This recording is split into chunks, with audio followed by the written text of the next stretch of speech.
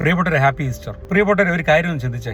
ഈ ലോക ചരിത്രത്തിൽ അനേകം ആൾക്കാർ പ്രവാചകന്മാരായിട്ടുണ്ട്. അനേകം ആൾക്കാർ സോ കോൾഡ് അല്ലെങ്കിൽ സോ ക്ലെയിം ഗോഡ്, ദൈവമാണെന്ന് അവകാശപ്പെട്ടവരുണ്ട്. പക്ഷേ അതിൽ നിന്നൊക്കെ വളരെ വ്യത്യസ്തമായിട്ടുള്ള ഒരു പ്രഖ്യാപനമാണ് നമ്മുടെ ചരിത്രത്തിൽ ക്രൈസ്തവ വിശ്വാസത്തിൽ കാണുന്നത്. എന്താണെന്നല്ലേ?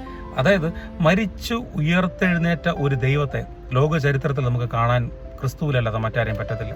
ക്രൈസ്തവ വിശ്വാസത്തിന്റെ കാതിൽ തന്നെ ഈ ക്രിസ്തു ഉയർത്തെഴുന്നേറ്റു എന്നുള്ള സംഭവമാണ്. ഇന്ന് നമ്മൾ നോക്കിയാലറിയാം, ലോക ചരിത്രം മുഴുവൻ അന്വേഷിച്ചുകൊണ്ടിരിക്കുന്ന ഉത്തരം കിട്ടാത്ത ഒരു ചോദ്യമാണ് ക്രിസ്തുവിന്റെ ഉയർപ്പ്. ഇതെങ്ങനെയാണ്, ഇതെവിടെയാണെന്നുള്ളത് ഇന്നും ആ ശരീരം മനുഷ്യന് കണ്ടെത്താൻ പറ്റിയിട്ടില്ല. സോ ക്രൈസ്റ്റ് ഹസ് ട്രൂലി റെസറക്റ്റഡ്. ഞാൻ പറഞ്ഞു വരുന്നതാണ്, ഈ ക്രിസ്തുവിനെ ഉയർത്തെഴുന്നേൽക്കുന്നതിന് തൊട്ട് മുമ്പിലുള്ള ദിവസങ്ങൾ നമ്മൾ നോക്കാൻ പറയാം, വലിയ പീഡനത്തിന്റെ നടുവിലേക്ക് കടന്നുപോയി.